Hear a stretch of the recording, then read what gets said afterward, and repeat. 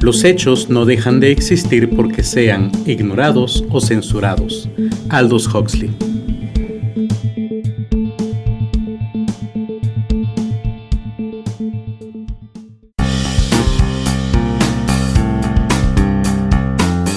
Aquí comienza Charlas Literarias, un espacio para hablar de libros y literatura.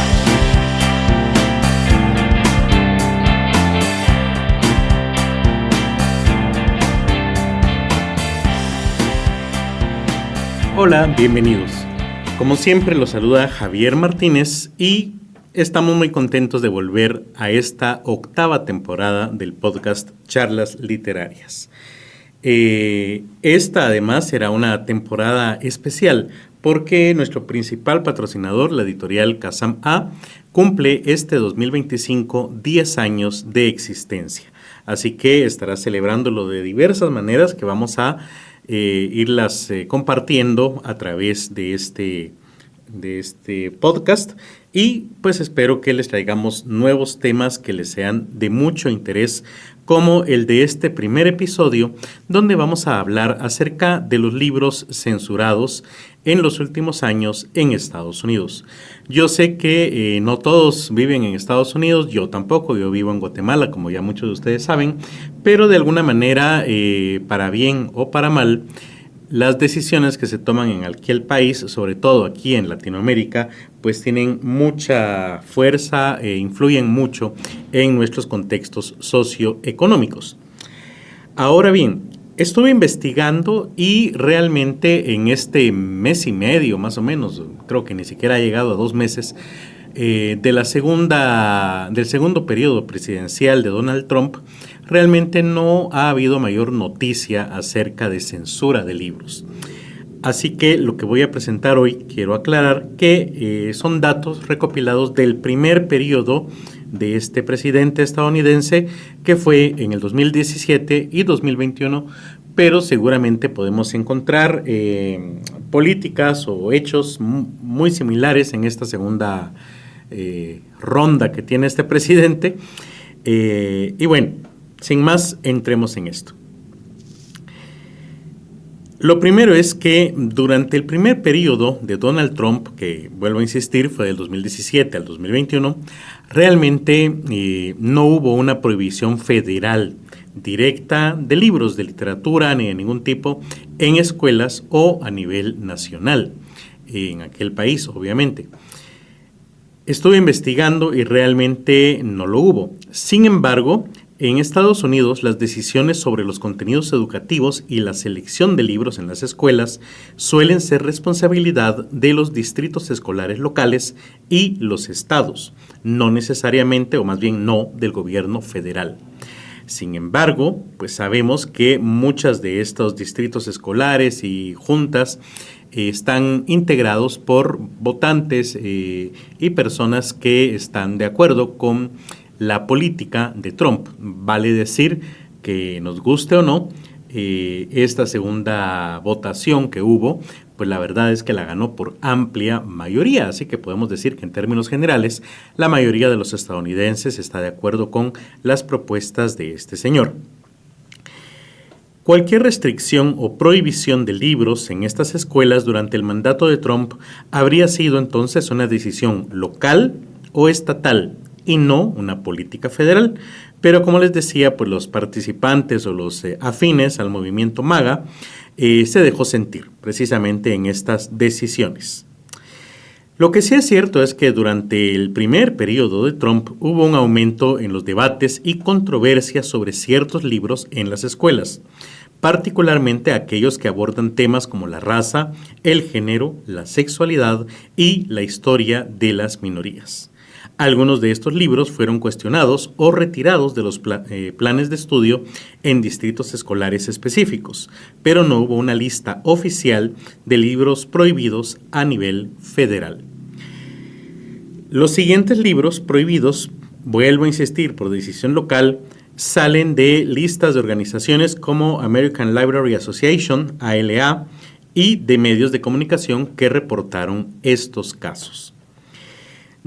Realmente la lista es bastante larga, así que me dediqué a elegir aquellos títulos que tal vez sean los más famosos o que la mayoría hayamos conocido, ya sea leído o al menos haber escuchado. Y vamos a ir hablando un poco de cada uno. El primero es Cómo matar a un ruiseñor, de Harper Lee. Este libro fue prohibido concretamente en Biloxi, Mississippi, en el año 2017. ¿Y de qué habla Matar a un ruiseñor? Bueno, lo primero es que esta obra se publicó en 1960, aunque está ambientada en 1930. La novela está narrada desde la perspectiva de Jean-Louise Scout Finch, una niña de 6 años al comienzo de la historia. Scout vive con su hermano mayor, Jem, y su padre, Atticus Finch, un abogado viudo conocido por su integridad y sentido de la justicia. El argumento central gira en torno al caso legal que Atticus asume, la defensa de Tom Robinson, un hombre afroamericano acusado falsamente de violar a una mujer blanca, Mayela Ewell. A pesar de las abrumadoras pruebas que demuestran la inocencia de Tom, el racismo imperante en la comunidad lleva a un jurado compuesto exclusivamente por hombres blancos a declararlo culpable. Este caso sirve como eje para explorar las desigualdades raciales y la hipocresía social en el sur de Estados Unidos.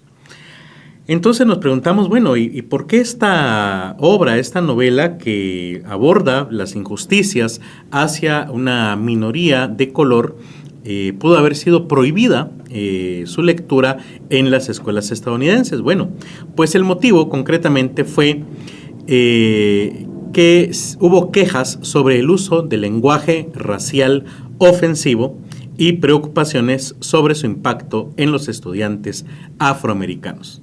O sea, de alguna manera querían que el autor Harper Lee representara y reflejara el racismo en Estados Unidos, pero sin utilizar un lenguaje racista. O sea, perdón, pero es bastante absurdo. Y también el impacto en los estudiantes afroamericanos. Yo creo, sin atreverme a hablar en nombre del autor, pero creo que ese pudo haber sido precisamente uno de los motivos del autor, ¿no?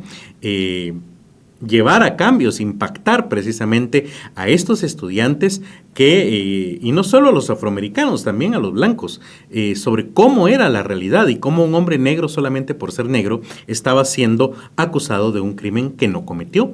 Así que básicamente están rechazando o retirando del plan de estudios un libro precisamente por los objetivos que tiene. Acá algo importante, yo siempre les digo a mis alumnos de traducción que la literatura no tiene por qué tener un objetivo moral, pero si lo tiene, como es en este caso, no se le puede quitar precisamente por alcanzar ese objetivo, en este caso, ¿verdad? Y especialmente si es un objetivo que no riñe realmente con nadie. Bueno, al menos eso pensaría yo, pero por lo que veo, pues sí riñe con algunos. Otro libro que fue retirado o que de alguna manera fue censurado en Estados Unidos es Las aventuras de Huckleberry Finn, obviamente una obra de Mark Twain, y fue retirado de los distritos de Filadelfia, Pensilvania en 2017, así como de otros muchos. En resumen, ¿de qué trata esta obra? Bueno, pues fue publicada en 1884. La historia está narrada en primera persona por Huckleberry Finn, Huck, un niño rebelde y de espíritu libre que vive en el pueblo ficticio de St. Petersburg, a orillas del río Mississippi. Después de ser adoptado por la viuda Douglas, Huck se siente sofocado por las normas sociales y las expectativas de la vida civilizada. Cuando su padre abusivo, Papa Finn, regresa para reclamar su custodia, Huck escapa y simula su propia muerte para huir de él. En su huida, Huck se encuentra con Jim, un hombre afroamericano esclavizado que también ha escapado porque teme ser vendido y separado de su familia. Aunque inicialmente Huck lucha con las normas racistas de la sociedad que lo rodea, decide ayudar a Jim a alcanzar la libertad. Juntos emprenden un viaje en balsa por el río Mississippi, enfrentando numerosos desafíos y aventuras. A lo largo del viaje, Hawk y Jim desarrollan una profunda amistad y Hawk comienza a cuestionar las normas morales y sociales que le han sido impuestas. En particular, lucha con la idea de que ayudar a Jim es incorrecto según las leyes de la época, pero finalmente decide seguir su conciencia y hacer lo que considera moralmente correcto. En otras palabras, vemos una obra donde el personaje tiene un cambio de actitud, se desarrolla psicológicamente este personaje de no estar interesado mayormente en el tema, o al menos no especialmente, a desarrollar una amistad con una persona que le han dicho mala, con la que no se debe relacionar, y encontrar pues todo lo de valor en esta otra persona. Sin embargo, ¿por qué fue retirada de los pensum de estudio? Bueno, pues por el uso frecuente de la palabra nigger o negro en español, en inglés, ¿verdad? Llevó a su retiro en algunas escuelas solamente por utilizar esa palabra. Una cuestión que me parece bastante absurda, sobre todo porque este tipo de personas que están en contra de estas lecturas son las mismas que se llaman a sí mismas anti-woke y encuentran, por ejemplo, en el lenguaje inclusivo, una tontería o no están de acuerdo o encuentran precisamente lo woke de lo que están en contra. Entonces, si no creen que el lenguaje pueda cambiar la realidad, como en el caso de utilizar la E para hablar de dos o más géneros, ¿por qué se sienten ofendidos por una palabra concretamente? Más bien están jugando el juego a buscar excusas para prohibir libros que podrían llevar a un niño blanco a entender que no tiene que tenerle miedo a las otras personas y eventualmente formar una amistad. Bastante lamentable, por cierto. Otro libro que fue prohibido es Ojos Azules, de Toni Morrison, donde se prohibió en el distrito escolar, en varios, pero específicamente en Columbus, Ohio, en el año 2018. Esta obra fue escrita y publicada en 1970. La novela está estructurada en 4 secciones, cada una centrada en diferentes aspectos de la vida de Pecola y su familia. La narración alterna entre la perspectiva de una niña llamada Claudia McTeer, quien recuerda los eventos de su infancia, y fragmentos de la vida de Pecola. Pecola Breedlove es una niña afroamericana que crece en un entorno de pobreza, abuso y marginación. Desde una edad temprana, internaliza los estándares de belleza eurocéntricos, que glorifican los rasgos blancos como los ojos azules y desarrolla un profundo deseo de tenerlos. Cree que si tuviera ojos azules, su vida cambiaría. Sería amada por su familia y aceptada por la sociedad. La vida de Pecola está marcada por el trauma y el abuso. Su padre, Charlie Breedlove, es un hombre violento y alcohólico que abusa de ella, y su madre, Pauline Breedlove, está emocionalmente ausente y prioriza el cuidado de una familia blanca para la que trabaja sobre el bienestar de su propia hija.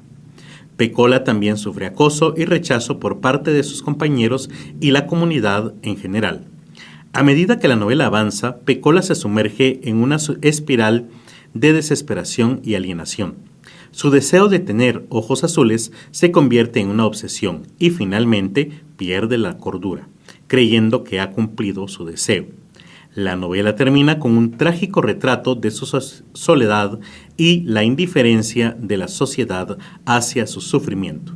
Bien, esta obra que aborda precisamente la autopercepción y, como bien decía arriba, los cánones estéticos o de belleza eurocéntricos, donde la piel blanca, el cabello rubio, los ojos verdes y azules son precisamente lo deseado o lo considerado hermoso. ¿Cómo lleva a los grupos culturales, que obviamente no tienen esas descripciones, a autopercibirse de una manera negativa? ¿Y qué tiene de malo eso si precisamente nos está haciendo ver todo lo malo que lleva ese tipo de pensamiento? Bueno, pues este libro, Ojos Azules, fue prohibido por su contenido sexual explícito y temas de incesto.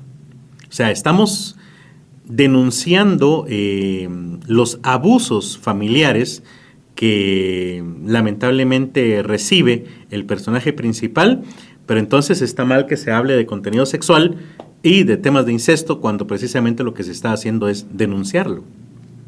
No se está promoviendo, se está denunciando. Otro libro que también fue prohibido fue De ratones y hombres, del autor John Steinbeck, donde se prohibió en varios lugares, pero concretamente también en Biloxi, Mississippi, en el año 2018.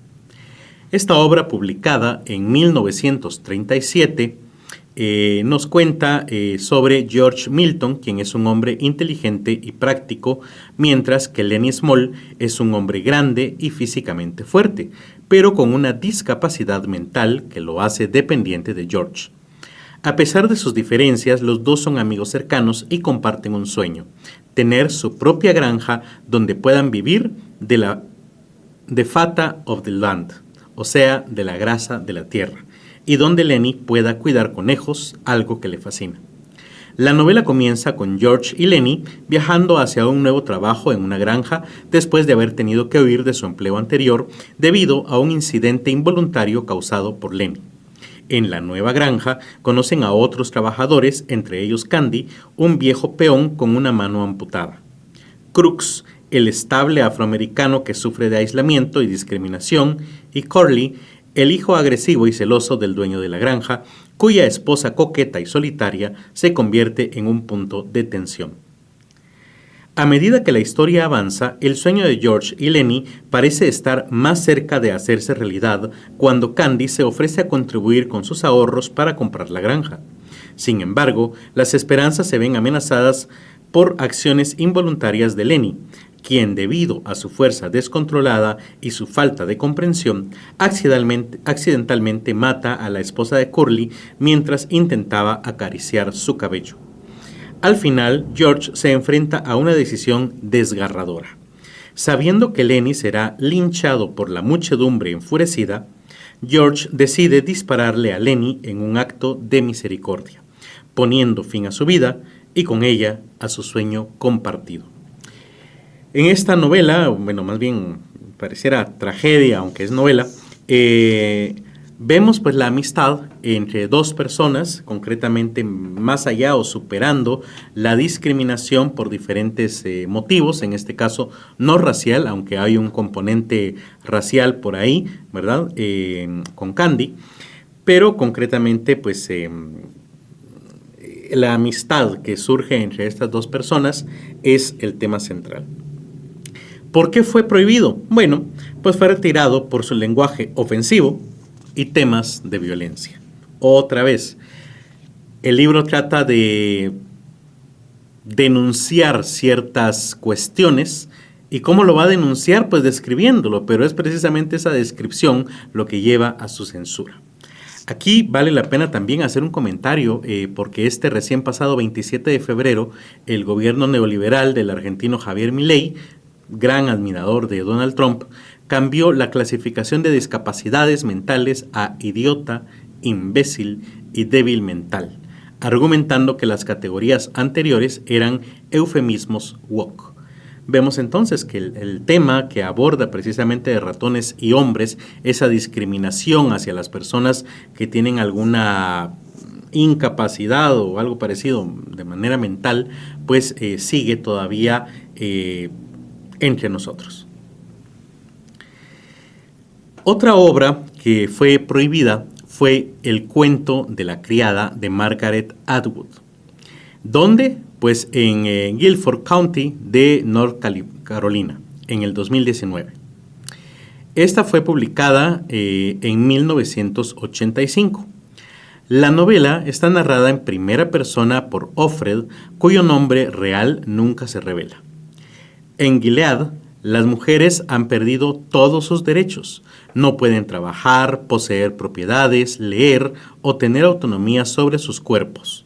Las criadas son mujeres fértiles asignadas a parejas de la élite gobernante, conocidas como comandantes, para tener hijos en su nombre.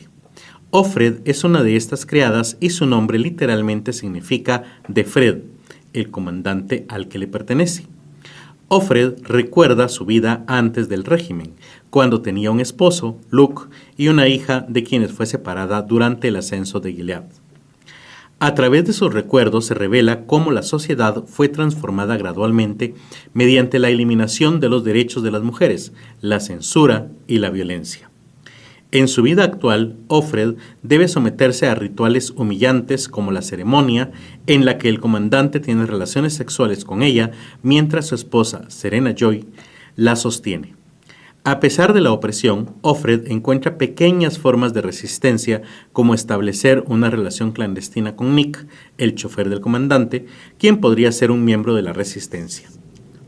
La novela termina de manera ambigua, porque Offred es llevada por hombres no identificados en una furgoneta y no está claro si es rescatada por la resistencia o capturada por las autoridades de Gilead. El epílogo, escrito desde la perspectiva de un futuro lejano, sugiere que Gilead eventualmente cayó y que el relato de Offred fue reconstruido a partir de grabaciones. Bueno, esta novela, bastante famosa en los últimos años, especialmente porque se hicieron adaptaciones para diferentes plataformas de streaming, es bastante interesante, es un tipo de ciencia ficción donde precisamente presenta un Estados Unidos dividido y gobernado por una élite teocrática. Bueno, ¿y por qué es entonces prohibido? Pues precisamente por su contenido sexual, que la verdad no lo es tanto, y concretamente por los temas de opresión religiosa que podrían llegar a ofender a algunas personas. Sin embargo, precisamente es a esas personas a las que creo yo que se está denunciando en este tipo de obras, donde resulta muy, pero muy peligroso que lleguen al poder. Todos sabemos que una de las características de los estados modernos es la separación entre iglesia y estado, pero estamos viendo que cada día más se unen. Vemos que Trump precisamente creó una secretaría de la fe o de la religión, algo así. Acaba de dar una plática donde dice que cuando él sobrevivió los 2 atentados antes de las votaciones es porque Dios lo eligió para dirigir Estados Unidos. Total que está metiendo la religión hasta el fondo de la Casa Blanca y bueno, pues vemos que realmente no está tan lejos de volverse realidad una obra como El cuento de la criada. Otra de las obras que han sido prohibidas es Persépolis, de Marianne Strapi. Concretamente fue prohibida en Chicago, Illinois, en el 2017. Esta obra fue escrita y publicada entre el 2000 y el 2003 y está ilustrada por la autora. La historia comienza en 1979 cuando Margie es una niña de 10 años que vive en Teherán. A través de sus ojos vemos cómo la revolución islámica derroca al Shah y establece un régimen teocrático liderado por el Ayatollah Khomeini. Inicialmente, Margie y su familia son progresistas y secularizados. Apoyan la revolución con la esperanza de un cambio positivo, pero pronto se dan cuenta de que el nuevo régimen es opresivo y restrictivo. A medida que el gobierno islámico consolida su poder, se imponen estrictas normas religiosas y sociales, especialmente sobre las mujeres, que son obligadas a usar el velo. La familia de Margie, que valora la educación y la libertad, se ve cada vez más marginada. Margie asiste a una escuela donde se enseña propaganda religiosa y es testigo de la represión política, incluyendo arrestos y ejecuciones de disidentes.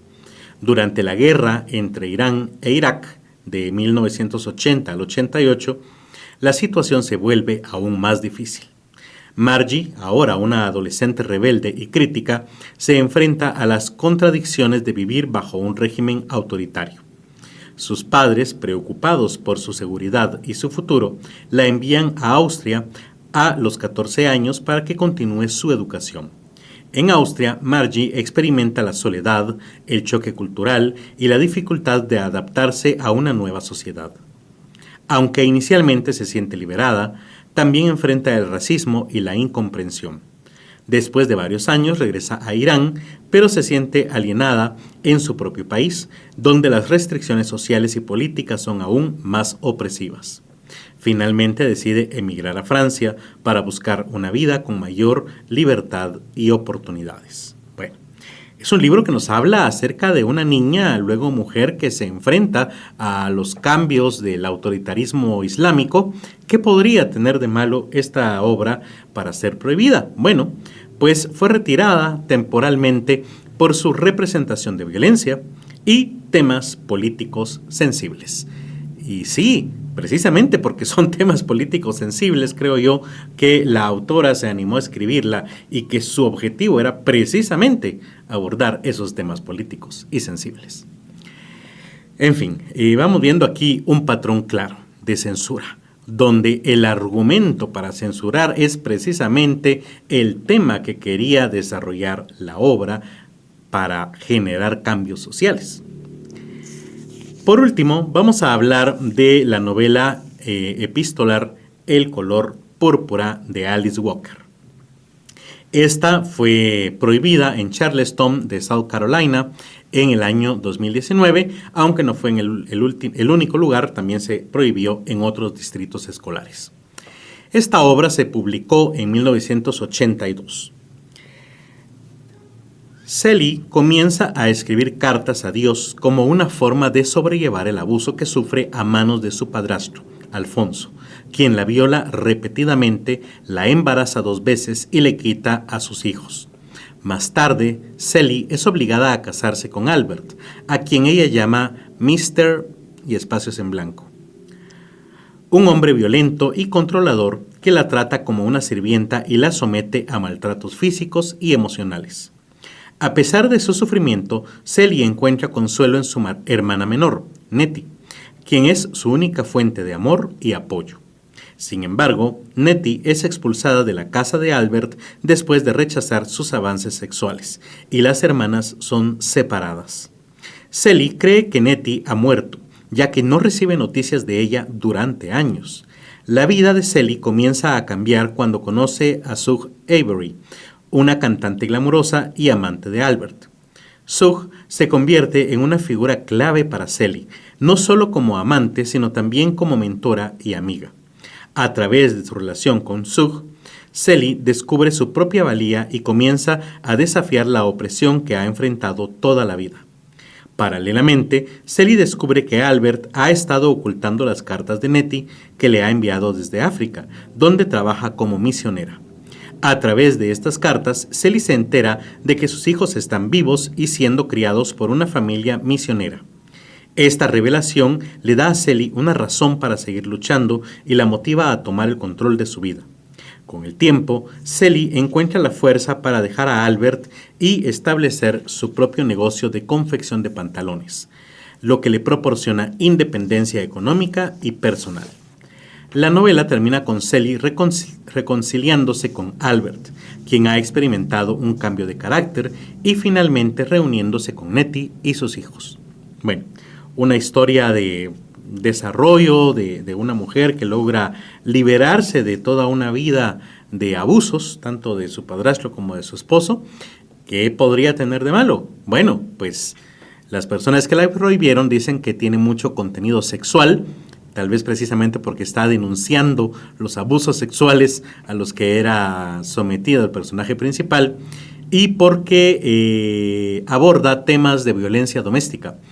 Claro, otra vez, era precisamente el tema que estaba tratando de denunciar la novela. En fin, vemos, y quiero recalcar por última vez, que estos libros no fueron prohibidos oficialmente o